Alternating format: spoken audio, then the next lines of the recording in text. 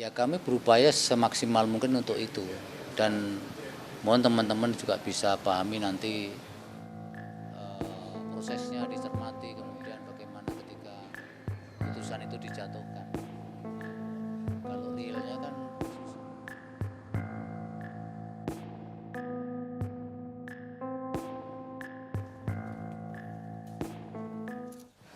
ada pertanyaan soal netralitas atau independensi institusi ini. Bagaimana Pak Ketua akan menjamin?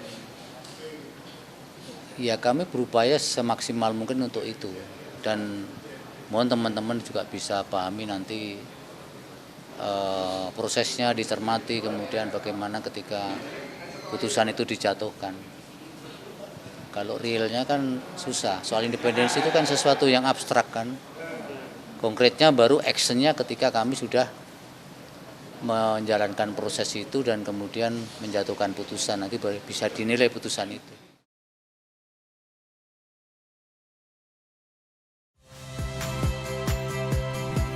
Saya Yasir Neneama.